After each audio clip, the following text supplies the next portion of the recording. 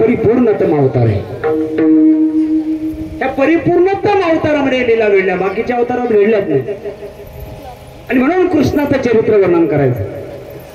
कारण भगवान कृष्णाचा जो अवतार आहे तो गोपाळ गवळणी नंद यशोदा वसुदेव देवकी यांना आनंद देण्याकरता अवतार आहे. त्यांचं ऋण आहे मागच्या जन्मातलं महाराज. गोपाळांना आनंद देण्याकरता, वसुदेव देवकींना आनंद देण्याकरता, नंद यशोदेना आनंद देण्याकरता, याच्याकरता अवतार आहे तो कृष्णाचा. भक्ताच्या रक्षणाकरता, धर्माच्या संस्थापनाकरता आणि दुष्टाच्या निर्जळानाकरता अवतार आहे. भगवान कृष्णाने आनंद दिला, गोपाळांना आनंद दिला. दैदूत चोरण्याच्या निमित्तानं, चेंडुली मोऱ्या खेळण्याच्या निमित्तानं गोपाळांना आनंद दिला. बालरूपाने नंद यशोदेला आनंद दिला, वसुदेव देवकींना आनंद दिला. आता गोपींना आनंद देण्याचं ठरवलं कृष्णानं.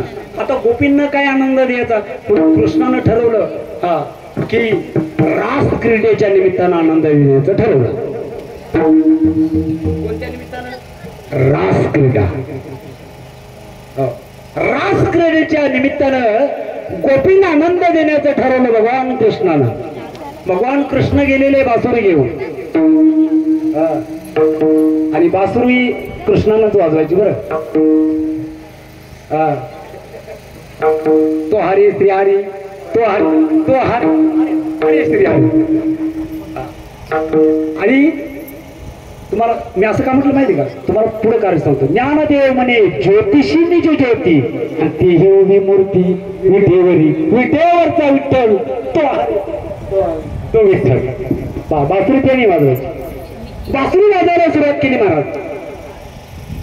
गोपींना आनंद देण्याचं ठरवलं. वृंदावनामध्ये गेलेलं, बंसीवट वृंदावनामध्ये आहे. त्या वृंदावनामध्ये बंसीवट भगवान कृष्ण आणि गोपींना आनंद देण्याचं ठरवलंय. भगवान कृष्ण गेले बंसीवट. आधी देवडा चिरणी.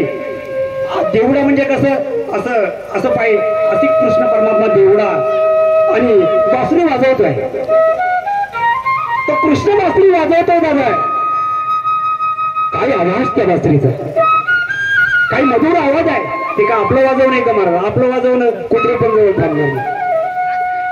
आपलं वाजवणं ते आपलं वाजवणं, देवाचं वाजवणं ते देवाचं वाजवणं. आपलं काय वाजवणं महाराज?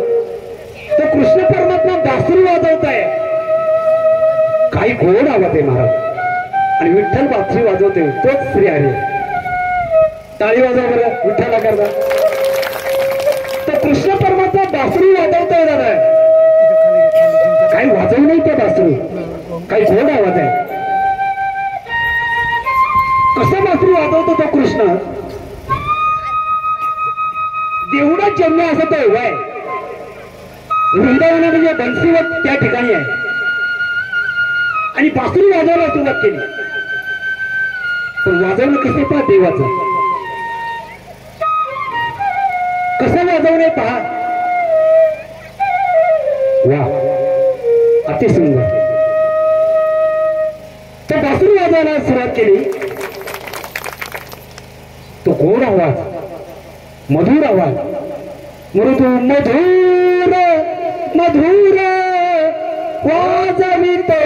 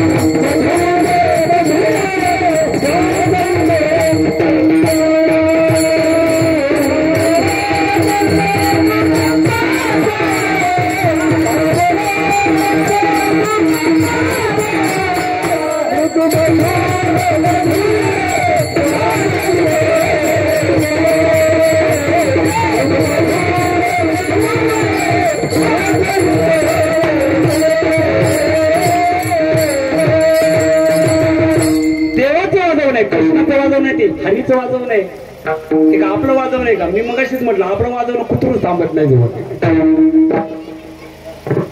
मधुर वाजवतोय बासुरी वाजवतोय मृदू मधुर मधुर वाजवितो वेणू सावळानंद नंदाचा मृदू मधुर मधुर वाजवितो वेणू. काय प्रकार झाला महाराज त्या वेणूच्या नादानं वेणूच्या आवाजानं काय प्रकार झाला? येणे गोपिका विधी पात्र झाल्या ब्रह्म सुखा. त्या गोपींची काय अवस्था झाली? येणे गोपिका विधील्या पात्र झाल्या ब्रह्म सुखा.